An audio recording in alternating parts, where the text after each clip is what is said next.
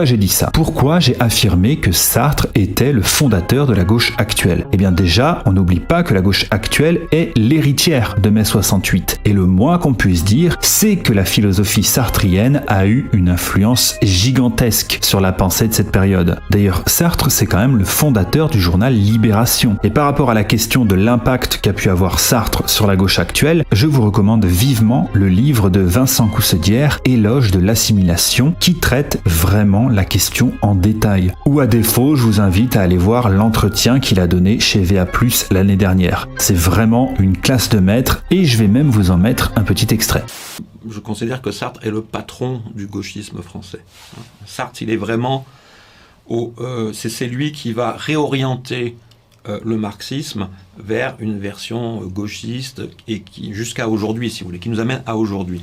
Donc il y a énormément de raisons de s'intéresser à la figure de Sartre, et vous avez raison de souligner que peut-être ce n'est pas assez reconnu aujourd'hui, même par rapport à des gens qui font un peu leur examen de conscience venant de la gauche, si vous voulez, mais Sartre reste une figure un petit peu parfois intouchable. Maintenant, pourquoi j'affirme que la pensée de Sartre est hégémonique aujourd'hui? Alors, tout le monde aura remarqué l'énorme tournant qu'a pris la gauche ces dernières décennies. Elle ne défend plus l'ouvrier, la masse prolétaire, mais bien l'étranger, les minorités, réelles ou supposées d'ailleurs. C'est la gauche déconnectée du réel, la gauche bobo, une gauche bobo qui est un terrain idéal pour que puissent s'implanter des cancers comme la pensée décoloniale. Bref, c'est la gauche libérale libertaire. Et la pensée de Sartre, c'est bien de faire passer la morale avant la politique. Ou pour citer Coussedière, la philosophie de Sartre, c'est de faire l'impasse sur le bien commun au seul profit du point de vue moral. On est en plein dedans actuellement. Et en fait, Sartre peut même être considéré comme le père de la pensée woke, c'est-à-dire le courant dominant de la gauche actuelle. Même si, bien sûr, rares sont les gauchistes qui se revendiquent du wokisme vu l'aspect péjoratif qu'a fini par prendre le terme. Et ce qu'il faut savoir sur Sartre, c'est qu'il est allé aux États-Unis et qu'il a été très choqué par ce qu'il a vu. Et qu'il est revenu en France avec cette obsession de la question raciale, à la manière d'une Rokhaya Diallo ou d'un Pape Ndiaye aujourd'hui, qui n'ont même pas vu la ségrégation aux États-Unis d'ailleurs, mais qui en rapportent les théories raciales en France, sans même prendre la peine de les adapter. Donc oui, je l'affirme encore une fois, le gauchisme actuel est bien issu de la pensée sartrienne. C'est la gauche qui fait passer la question sociale au second plan, loin derrière les questions raciales. Et toutes les théories à la mode en ce moment chez nos amis gauchistes ont été, sinon théorisées par Sartre, au moins prédites par lui. C'est le cas de l'intersectionnalité dont on retrouve quasiment une ébauche dans Sur la question juive. On retrouve aussi bien entendu la négation de la nation, l'idée du racisme antiraciste, c'est-à-dire l'idée d'un racisme mérité, mais aussi le féminisme et l'indigénisme. Toutes les obsessions de la gauche actuelle étaient là, jusqu'à l'idée de devoir nécessairement être concerné pour avoir le droit à la parole. Mais ce qu'il y a de vraiment pervers et de contre-instinctif chez Sartre, c'est qu'on l'associe systématiquement à la notion